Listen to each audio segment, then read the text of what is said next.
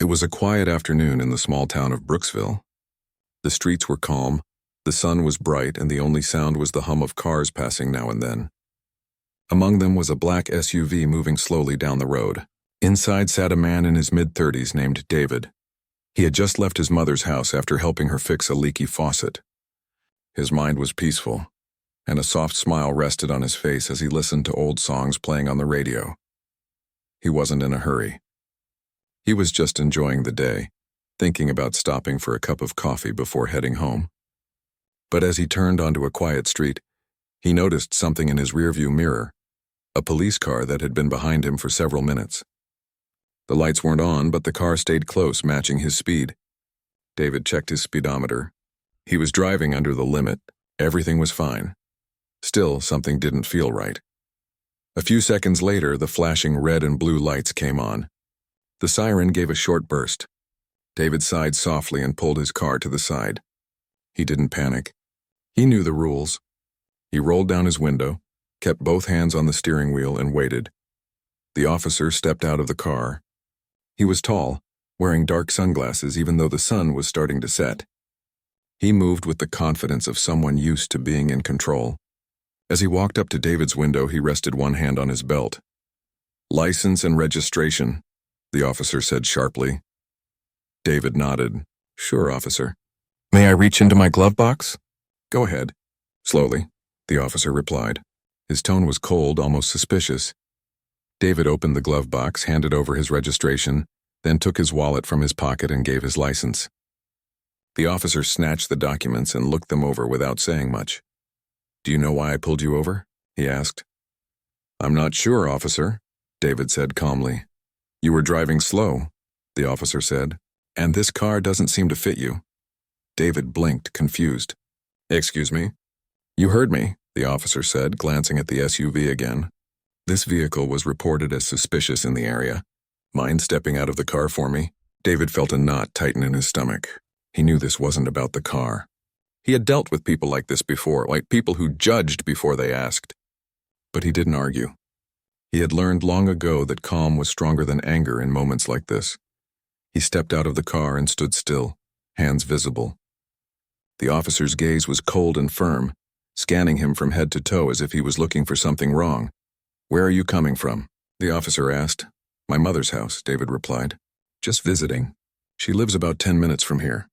"And where are you headed?" "Home." "Home where?" the officer pressed. David told him the neighborhood, but the officer only frowned as if he didn't believe him.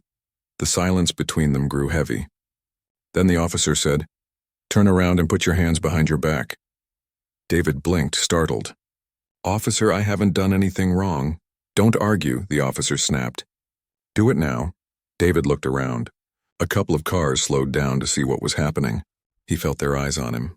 Strangers watching, judging, recording with their phones. The heat of embarrassment mixed with confusion. But he stayed calm. He turned around and did as told.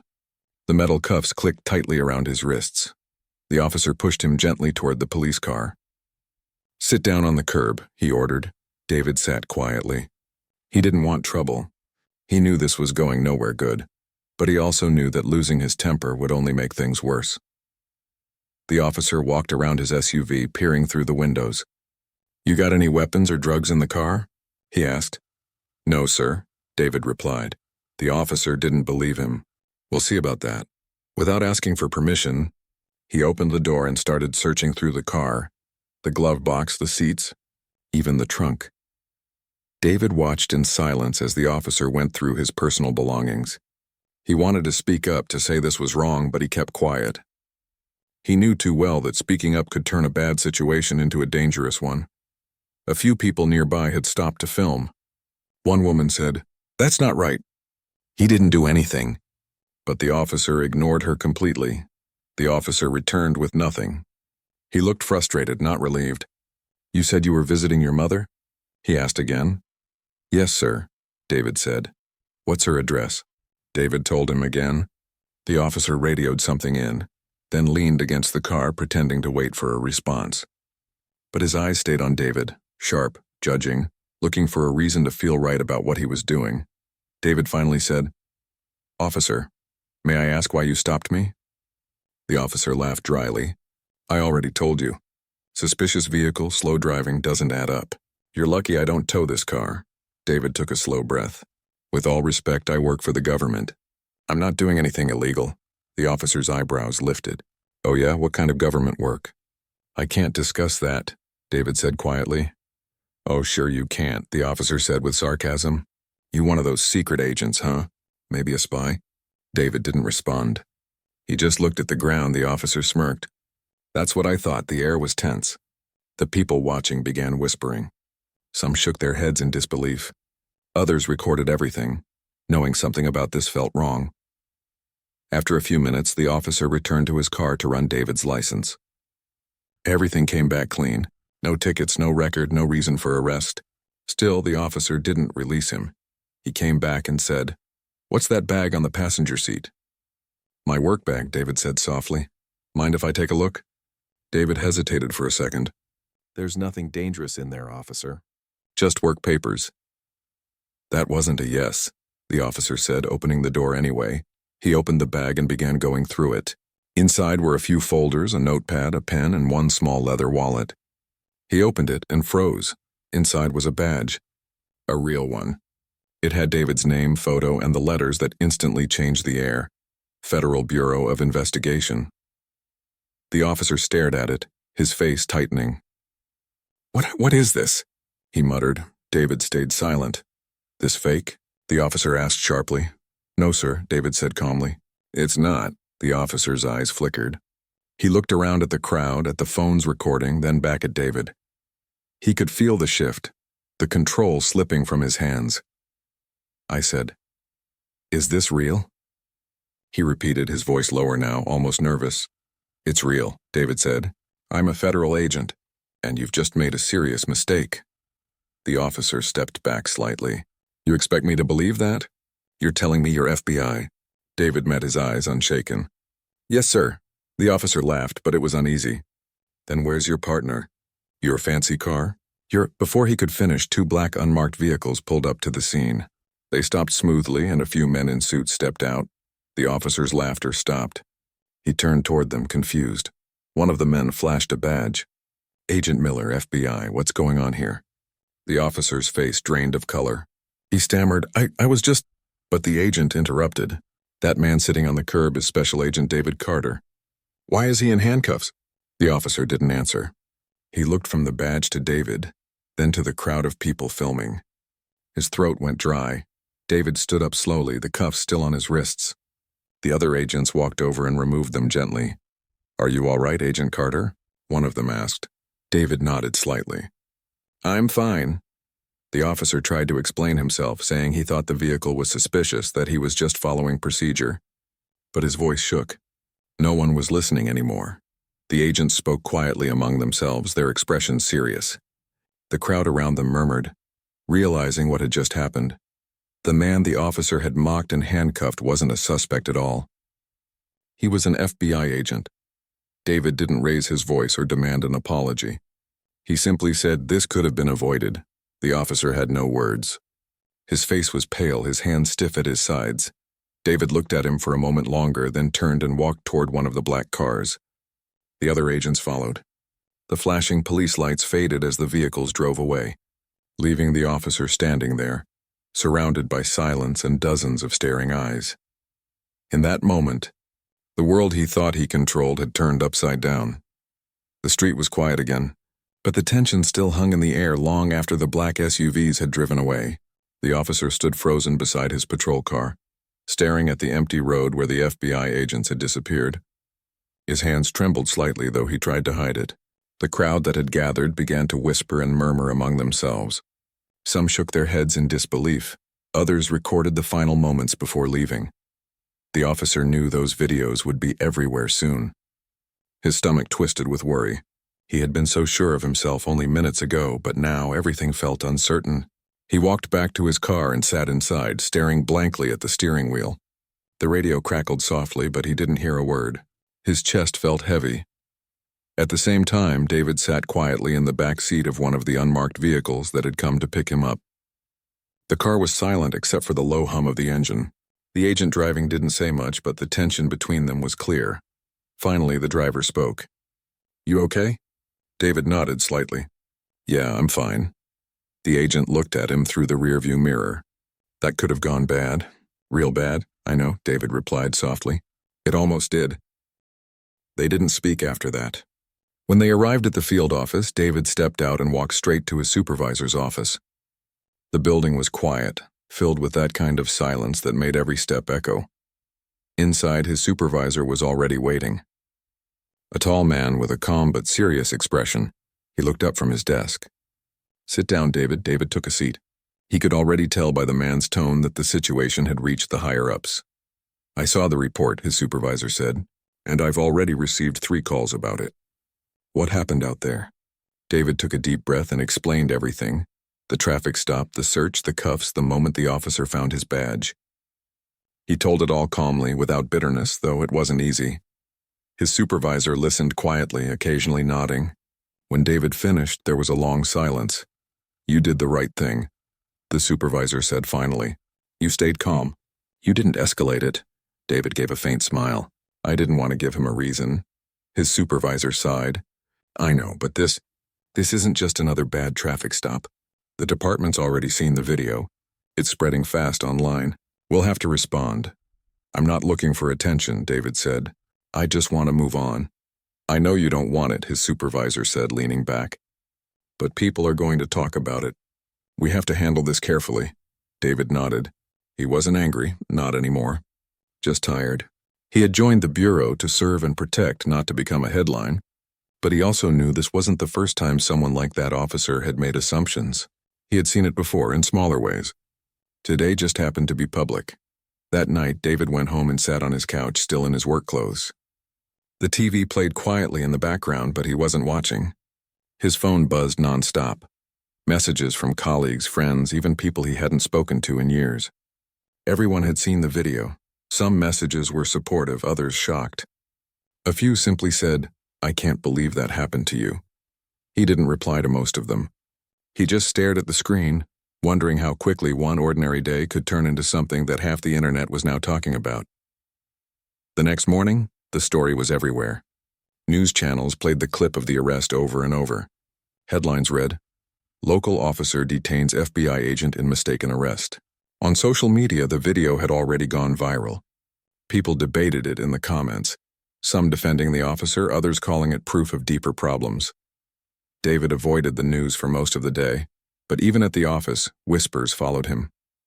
Some coworkers patted him on the back and said they were proud of how he handled himself. Others looked uncomfortable, unsure of what to say. Later that afternoon, he was called to a meeting at the local police department. His supervisor wanted him to attend. The department had launched an internal investigation into the officer's behavior, and they needed a statement from him. When David arrived, the atmosphere inside the station was tense. Officers walked by quickly, avoiding eye contact. He could feel the discomfort in the air. At the end of the hallway, in a small meeting room, the police chief sat waiting. The chief stood up as David entered. "Agent Carter," the chief said, extending a hand. "Thank you for coming." David shook his hand politely. "Of course. I want to start by saying that what happened yesterday was unacceptable," the chief said. "The department does not condone that kind of behavior. I'm deeply sorry for the way you were treated." "I appreciate that," David said. "I just hope it doesn't happen to anyone else." The chief nodded, his face tight with concern. "The officer involved has been placed on leave while we review the case. I assure you we'll handle this seriously." David could tell the chief meant it, but he also saw the exhaustion in his eyes. It wasn't just about one bad moment. It was about the weight of what it represented. As David left the building, a few reporters outside called his name. Cameras flashed, microphones extended, questions were shouted. "Do you plan to press charges?" What was going through your mind when it happened? Do you forgive the officer? David didn't answer any of them. He just kept walking, calm and quiet, the same way he had been during the stop. That evening, he sat with his mother at her kitchen table. She had seen the news, of course. She looked at him with both worry and pride. "I told you to be careful out there," she said softly. "I know," he replied with a small smile. "You always do." "I'm proud of you, but I hate that you had to go through that," she said, her voice breaking slightly. You've worked so hard and still. David reached across the table and took her hand. It's okay, Mom, I'm fine, really. She nodded, but her eyes stayed wet. You shouldn't have to prove who you are just to be treated fairly. David didn't have an answer. He just squeezed her hand gently. Over the next few days, things moved quickly.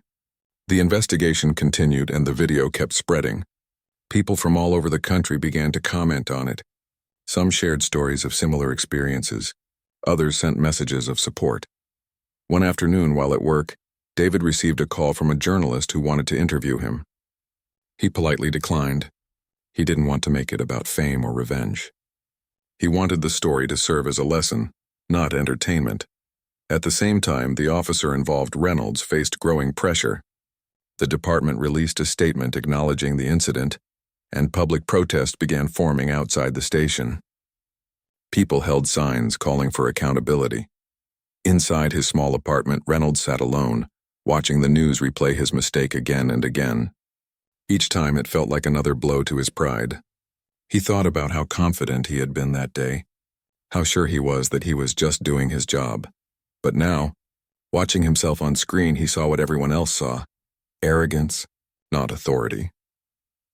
He replayed David's calm voice in his mind, the way the man never raised his tone, never fought back even when he had every reason to. It haunted him. He tried to sleep that night, but the noise outside, the chants, the sirens, the weight of his choices, kept him awake. Back at the bureau, David continued his work quietly.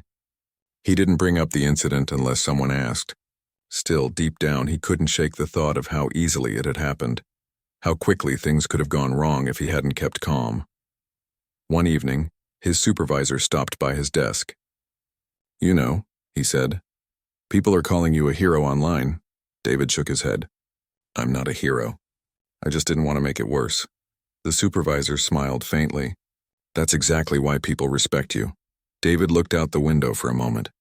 The sun was setting, painting the city in orange and gold. He thought about his mother, about the officer, about all the people who had watched the video and seen themselves in it. Some angry, some hurt, some hopeful. He didn't know what the next few weeks would bring, but he knew one thing for sure. What happened wasn't just about him. It was about something much bigger, something that had been happening quietly for too long. And maybe, just maybe, this time people would finally listen. The morning air was heavy with tension. News vans lined the street outside the police department, their cameras pointed at the entrance like it was a courtroom door. Every reporter was waiting for a statement about the officer who had handcuffed an FBI agent without cause. Inside the building, the mood was just as thick. Officers spoke in hushed tones, pretending to focus on their work, but secretly glancing at their phones for updates. No one said the officer's name out loud anymore, but everyone knew who it was. In a small office upstairs, the police chief sat at his desk, staring at a pile of paperwork. The phone hadn't stopped ringing since morning. Reporters, city officials, and angry citizens all demanding answers. The department had seen bad days before, but this was different. This wasn't a routine mistake. This was a national headline. He rubbed his forehead, thinking of how quickly things had spiraled out of control. One stop, one decision. One moment of arrogance, and now their reputation was hanging by a thread. At that same time, across town, David sat quietly in a meeting room inside the federal building. Around the table were several agents and supervisors, their expressions serious. They were reviewing the official footage and statements collected since the incident. A large monitor on the wall replayed the video from a bystander's phone, the moment when the officer pulled David out of the car, the handcuffs, the disbelief on his face when the badge appeared. Nobody spoke for a while. The sound of the siren and the officer's voice echoed faintly in the room. Finally, the senior agent in charge turned off the screen. It's bad, he said softly. There's no way to spin it. The footage speaks for itself. Another agent leaned forward. The department already knows. They're cooperating. The city council wants this handled quietly, but it's too late. The public's already made up their mind. David sat still, his hands folded on the table. He hadn't said a word since the meeting began. When everyone looked at him, he finally spoke. What happens now? His supervisor sighed. We're not here to punish anyone, David, but this can't be ignored. They crossed a line and everyone saw it. I don't want it to turn into anger, David said. I just want people to see what really happened. Not to destroy someone, but to make them think. That sentence hung in the room for a long moment. Everyone respected him for it. They knew he wasn't the kind of man to seek revenge. Still, the truth had to come out. Later that afternoon, the Bureau's media office released an official statement confirming David's identity and role, and acknowledging that he had been unlawfully detained during an off-duty moment. The statement was calm, professional, and respectful, but firm. It didn't mention the officer by name, but it was clear about the mistake. The news spread instantly. Every channel replayed the story, but this time, they focused on David's calm response and the Bureau's measured tone. People admired how he had handled the entire situation with dignity. Meanwhile, inside the police department, the officer sat in a small conference room with his lawyer. He looked tired and older than he had just a week ago. His uniform felt heavier than usual, and the badge on his chest didn't feel like pride anymore. It felt like a reminder of failure. The lawyer spoke softly, but the words still hit hard. The department will likely suspend you pending further review. There's talk of termination. The officer looked down. I didn't mean to. I know, the lawyer said, interrupting gently. But intent doesn't erase what happened. The video's clear. You went too far. He rubbed his face with both hands, feeling the weight of it all. I thought I was doing my job. You thought wrong, the lawyer said, not unkindly. Now the only thing you can do is take responsibility. Outside that room, the world kept moving. The protest outside the station had grown larger. People carried signs calling for justice, for training, for change. Some shouted, some prayed, some just stood quietly holding pictures of others who'd gone through similar things. David didn't attend the protest. He stayed at work, finishing a report in his office. But as he typed, his phone buzzed with notifications from people sending clips and messages about it. He didn't respond. He didn't want to be the face of anger. He wanted to be the voice of understanding. A few days later, he received a call from the police chief himself. The chief asked if he would be willing to attend a closed-door meeting. Not for media, not for show, but to speak directly with some officers about what happened. At first, David hesitated. But then he said yes. The meeting was held in a small conference room inside the department. No cameras, no microphones, just a handful of officers, a few city officials, and David. The atmosphere was quiet, but heavy with guilt and reflection. The chief began by thanking David for coming. Then, to everyone's surprise, he turned to the officer and said, "You owe this man an apology." The officer stood up slowly. His hands were clasped tightly together. His voice trembled slightly when he spoke. "I was wrong," he said. "I judged you before I knew anything about you. I let my bias guide my actions, and I embarrassed you, this department, and myself. I can't take it back, but I am sorry." David listened quietly. He didn't interrupt or look away. When the officer finished, there was a long silence. Then David spoke. "I appreciate you saying that," he said. "But this isn't just about me. It's about how easy it is to see someone and make assumptions. You didn't know who I was, but that shouldn't matter. Whether I work for the Bureau or not, everyone deserves respect." The room was silent again. A few of the younger officers shifted uncomfortably, their eyes lowered. The message was clear, and it wasn't just directed at one man. After the meeting, the chief walked David out. "You handled that better than anyone could have," he said quietly. David gave a small smile. "I wasn't trying to handle it. I was just telling the truth." Outside, the air felt lighter. The noise from the protesters had softened into quiet chants. A few people recognized David as he walked to his car, waving or nodding in support. He waved back politely but didn't stop for interviews. He wasn't doing this for attention. That night, when he got home, he sat on his porch with a cup of tea. His phone buzzed with more messages, from community leaders, fellow agents, even strangers thanking him for his calm and courage. He read them slowly, grateful but still reflective.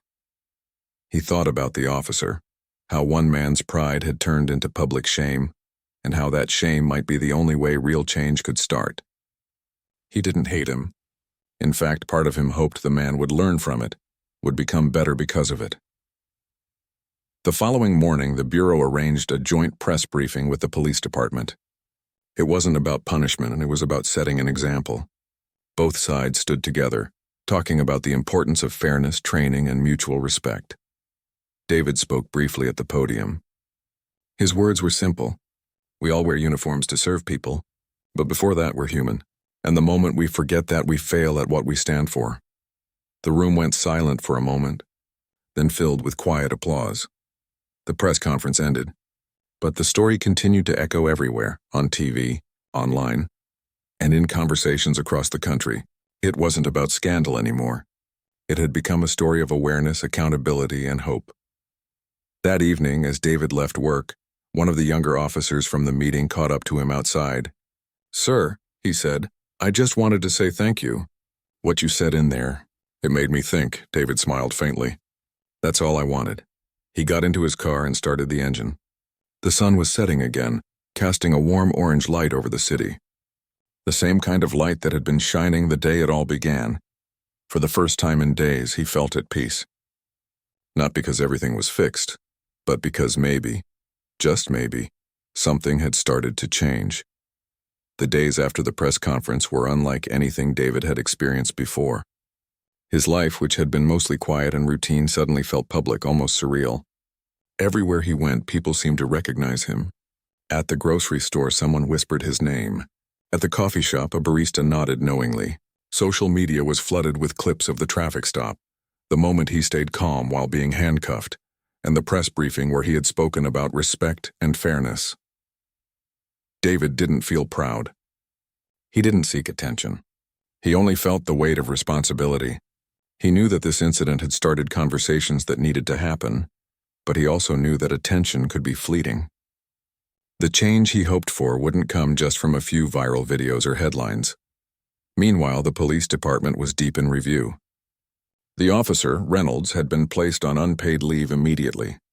His schedule, responsibilities, and privileges were all suspended. Internally, many officers had mixed feelings. Some were ashamed that one man's actions had reflected poorly on the entire department, while others quietly justified his behavior. Reynolds, for his part, spent his days in isolation, reflecting on what had happened. He watched the video over and over, trying to understand what had gone so wrong. At first, he was defensive, insisting that he had followed procedure. But as the reality of the situation sank in, he began to see the pattern, the assumptions, the judgment, and the bias that had guided his actions. He even reached out to colleagues, seeking advice, but most offered silence or cautious words. They didn't know what to say. They had watched the event unfold and realized that it would stay with the department for a long time. At the same time, David was called to participate in follow-up interviews with the department. These interviews weren't for the media or public consumption. They were internal, part of a formal review process. He answered questions honestly and calmly, explaining what had happened, how the interaction could have been handled differently, and what he hoped would change moving forward. The department's investigation was thorough. Every officer on duty, every dispatcher, and every witness was asked to provide statements. They reviewed footage from traffic cameras, body cameras, and social media clips. Every detail of the stop was analyzed, every word and gesture examined. Throughout this process, David remained composed. He didn't want to assign blame for the sake of blame. Instead, he emphasized learning, reflection, and accountability. He wanted the officer and the department to understand the consequences of prejudice, not just for the person being judged, but for the entire community. Public interest continued to grow. Local newspapers, national news outlets, and social media platforms debated the incident. Some criticized the officer, while others criticized the department for not having sufficient training to prevent bias. In the midst of it all, David's calmness and integrity became a focal point. Many commentators highlighted how he handled himself under extreme stress, noting that it was a lesson in restraint and professionalism. David received letters and emails from people all over the country. Some shared stories of discrimination and injustice they had faced. Others simply thanked him for showing how courage could take the form of calm dignity, rather than confrontation. Each message reminded him that the impact of this incident extended far beyond the immediate events of that day. One morning, David was invited to speak to a group of new recruits at the police academy. It was not a lecture about law enforcement techniques, but a session about human behavior, empathy, and respect. He prepared carefully. thinking about how to convey the lessons from his experience without shaming anyone. When he arrived, the room was filled with young men and women, fresh out of training, eager to learn and make a difference. David spoke with honesty, telling them what had happened, how the incident unfolded, and what it taught him about human nature and judgment. He looked each person in the eye as he said, "We all make mistakes. We all see the world through our own lens. But the moment we treat someone unfairly based on who they are rather than what they do, we fail not just them, but ourselves and the people we serve." The recruits listened quietly, many nodding in understanding. Some later told their instructors that they had never heard anything like it in their training. It wasn't about rules or regulations. It was about seeing people as people first. Meanwhile, Reynolds' situation became more public. Editorials appeared questioning whether he should return to the force. Community members wrote letters, signed petitions, and held meetings, demanding accountability. The police department faced pressure from every angle. They had to balance internal fairness, legal considerations, and the growing expectation from the public that one man's actions had consequences. Reynolds himself began to seek guidance. He met privately with supervisors, counselors, and even outside advisors to understand why he had acted the way he did. For the first time, he faced the uncomfortable truth. It wasn't just one incident. The assumptions he made, the bias he carried, had influenced countless decisions in his career. He began to see patterns in his behavior that he had ignored for years. One afternoon, he requested a private meeting with David. At first, the department hesitated. After all, the tension between them was still palpable. But David agreed, not out of curiosity, not out of malice, but because he wanted the officer to understand the human impact of his actions. When Reynolds entered the room, his posture was stiff, his face pale. David greeted him quietly, gesturing to a chair. "Sit down," he said calmly. Reynolds took the seat, avoiding eye contact. The silence stretched for a moment. Then he spoke, his voice low and hesitant. I wanted to say I'm sorry. I wasn't thinking clearly. I judged you without knowing anything, and I almost ruined your day. Maybe even more." David nodded. "I appreciate that," he said simply. "But apology alone isn't enough. You have to understand why this happens, why people are affected, and why it matters." Reynolds swallowed hard. "I know. I'm trying to. I've been thinking a lot about what I did, what I said, and why I reacted that way. It's not easy to admit. It's not easy for anyone," David replied. "But acknowledging it is the first step. Learning from it is the second." For the next hour they talked, not about politics or rules, but about human behavior, perception, and responsibility. David shared his perspective calmly, describing the fear, embarrassment, and frustration he had felt sitting handcuffed on the curb. Reynolds listened, asking questions, trying to understand. By the time the meeting ended, there was no dramatic resolution, no sudden forgiveness. But there was understanding. Reynolds left the room quietly, thoughtful, carrying with him the weight of the conversation. David returned to his work, feeling the subtle satisfaction that sometimes change starts with a single honest conversation. In the days that followed, the department released the results of the investigation. Reynolds was officially dismissed. The statement was clear. His actions were not consistent with the standards expected of law enforcement officers, and his behavior violated both policy and trust. The department emphasized that they were committed to additional training and oversight to prevent similar incidents in the future.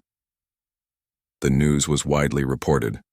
Many in the community saw it as a victory for accountability. Some still debated, some criticized, but most recognized that this was a necessary step. David didn't celebrate. He didn't need to. For him, the goal had never been punishment. It had always been about awareness, understanding, and preventing harm. Still, he allowed himself a quiet moment of relief. At least now, one step had been taken toward change. That evening, he sat on his porch reflecting on the past few weeks. The sun was setting, casting a warm glow over the neighborhood. He thought about the officer, the department, the public, and the countless people who had watched the videos and felt something: anger, empathy, hope. He thought about his mother, who had worried for him that first day but had also always taught him the value of patience, respect, and dignity. He thought about the lessons he wanted others to learn, not just from his experience, but from the wider conversation about justice, fairness, and human behavior, and he thought about the future. He knew this story wouldn't end here. There would be debates, discussions, maybe even setbacks. But he also knew that awareness had been raised, and sometimes that's where change begins. Not with headlines or viral videos, but with understanding, reflection, and the courage to act differently the next time. For now, the world was quiet. David took a deep breath and allowed himself to feel the calm of the evening, knowing that tomorrow, work would continue, lessons would continue, and the effort to make the world a little fairer would continue too. The weeks after the investigation felt like a quiet storm. Things had settled somewhat, but the echoes of that day were still everywhere. David returned to his usual routines at the bureau, but the experience stayed with him. He noticed the way people looked at him differently now, not with suspicion, but with a mix of respect and curiosity.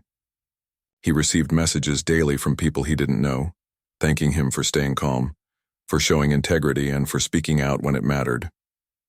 Despite all the attention, David didn't change. He still arrived at the office early, still spent hours reviewing cases and reports, and still made time to mentor younger agents.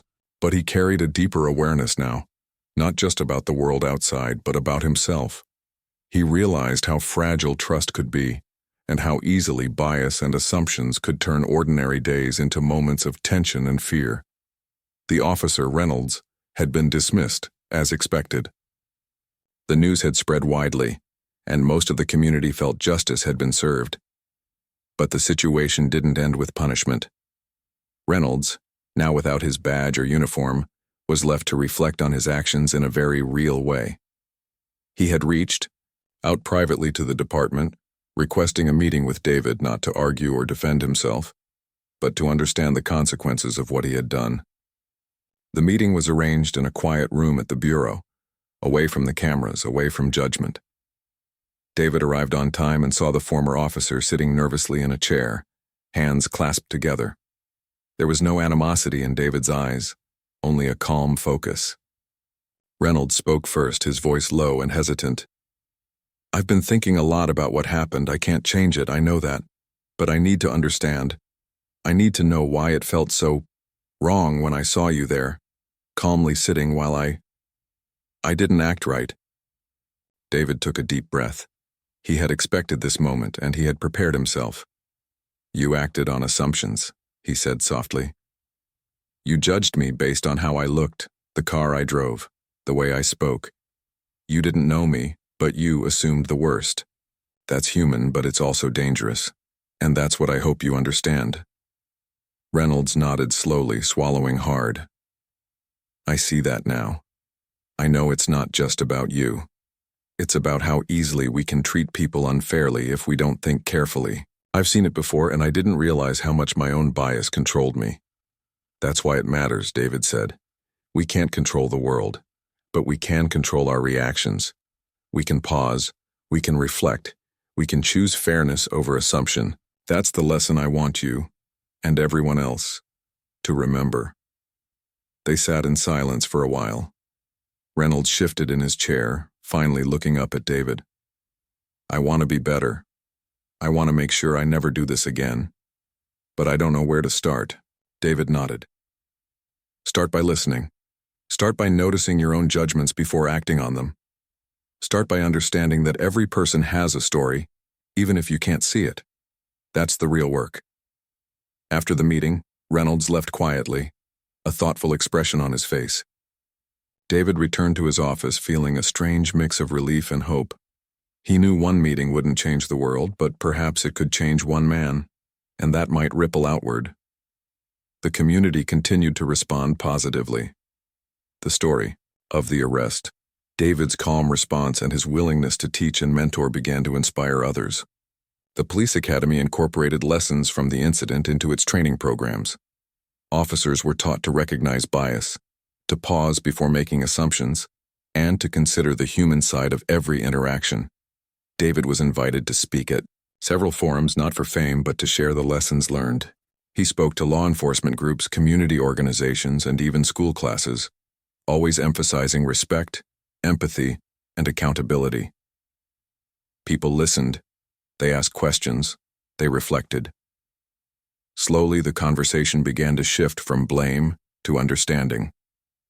Despite the public attention, David remained grounded. He spent evenings at home with his mother, talking quietly about life and lessons. She had been worried the day of the arrest, but she was proud of how he had handled himself. She often reminded him, "You have a way of seeing people for who they are. That's rare. Don't lose that." He also made time for himself, walking in parks, listening to music, and reflecting on his work. He realized that the incident had taught him more than he initially thought. It had taught him patience, humility, and the power of calm. It had taught him that dignity wasn't something you earned from others. It was something you maintained for yourself, no matter the circumstances. Months later, the city held a small ceremony recognizing officers and community members who had contributed to improved understanding and cooperation. David was invited as a guest speaker. He stood at the podium, looking at the audience filled with police officers, community leaders, and young adults. He spoke simply, clearly, and without flourish. "Every day we have choices," he said. "We can judge or we can listen. We can assume or we can understand. We can act in anger or we can act with calm. What we choose matters, not just for ourselves, but for everyone around us." The room was silent. His words were not dramatic, but they were powerful. They carried the weight of experience and the honesty of someone who had lived through the lessons he spoke of. After the speech, many people approached him. Some thanked him personally. Some shared their own stories. Some simply nodded, as if his words had opened a small door inside them. Back at the bureau, life gradually returned to its normal rhythm. David resumed his assignments, mentoring new agents and continuing his work in investigations. But he carried the lessons from that day everywhere he went. He was more aware, more intentional, and more patient. Reynolds's life had changed too. He continued to reflect on his actions and sought ways to educate others about the dangers of bias. While he no longer wore a badge, he reached out to groups and organizations, sharing his experience as a cautionary tale. He hoped that by speaking honestly about his mistakes, he could prevent someone else from making the same errors. David occasionally thought about that day on the curb, how quickly ordinary moments could become extraordinary, how calm could outweigh anger, and how integrity could shape the world around him. He didn't feel proud, only grateful that he had managed to act with care, and that the situation could become a lesson rather than a tragedy. One quiet evening, he sat on his porch with a cup of tea, looking at the fading light of the sunset. He thought about all the people who had witnessed the events, all the conversations sparked by the incident, and all the small changes that had begun. He realized that life was a series of moments, some ordinary, some extraordinary, and that every choice mattered. He thought about the officer one last time, not with anger, but with understanding. Everyone could change. Everyone could learn. And sometimes the smallest act of patience, the calmest voice, and the willingness to see people as human could create ripples far beyond what anyone could imagine. David leaned back, taking a deep breath. He didn't know what the future would hold, but he knew that he had done what he could in that moment, and sometimes that was enough. He finished his tea, stood and walked inside, ready to face another day, knowing that courage was not always loud, justice was not always fast, but integrity, once upheld, could endure far longer than any viral video or headline. And in that quiet understanding, David found peace.